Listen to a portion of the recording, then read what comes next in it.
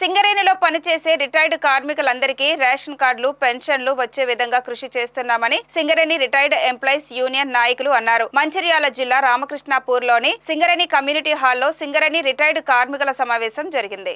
ఈ కార్యక్రమం యూనియన్ ఉపాధ్యక్షులు ఇప్పకాయల లింగయ్య అధ్యక్షతన జరిగింది. ఈ సమావేశానికి సింగరేణి కాలరేసు వర్కర్ యూనియన్ రాష్ట్ర అధ్యక్షులు వాసిరెడ్డి సీతారామయ్య, యూనియన్ కేంద్ర కార్యదర్శి అక్బర్ ఆలీ ముఖ్య అతిథులుగా హాజరయ్యారు.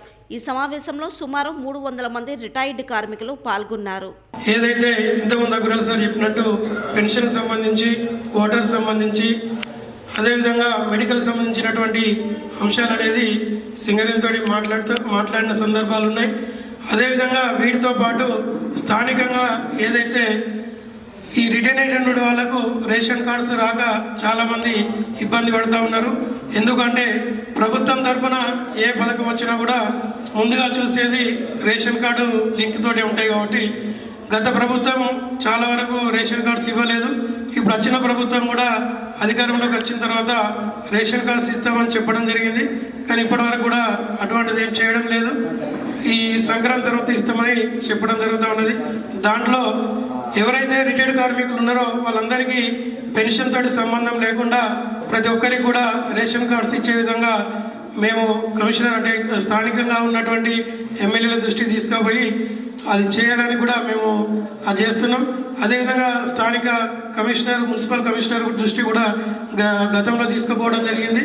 మరొకసారి కూడా ఆ రేషన్ కార్డు విషయంలో మనందరం కూడా వెళ్ళి మున్సిపల్ కమిషనర్ దగ్గరికి వెళ్ళి ఈ రేషన్ కార్డ్స్ ఎలాంటి పెన్షన్ తోటి సంబంధం లేకుండా యాక్చువల్ ఏముంటుందంటే 2 లక్షల మున్సిపాలిటీలో 2,50,000 కంటే ఎక్కువ ఉంటే పెన్షన్ ఇవ్వరాదు.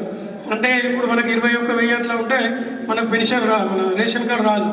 కాబట్టి దాని మీద కూడా మనం అది గవర్నమెంట్ దృష్టికి తీసుకుపోయి ప్రతి ఒక్కరికి కూడా రేషన్ కార్డు వస్తే దాంతోపాటు పెన్షన్ కూడా రావాలని చెప్పి మనం కొన్ని స్థానికంగా ఉన్నటువంటి సమస్యల మీద ఒక మెమోరాండం తయారు చేసి మళ్ళీ మీకు తెలియపరిచి దాని మీద ఒక మున్సిపల్ కమిషనర్ మీ గారికి మెమోరాండం ఇస్తే బాగుంటుందన్న నా యొక్క అభిప్రాయం.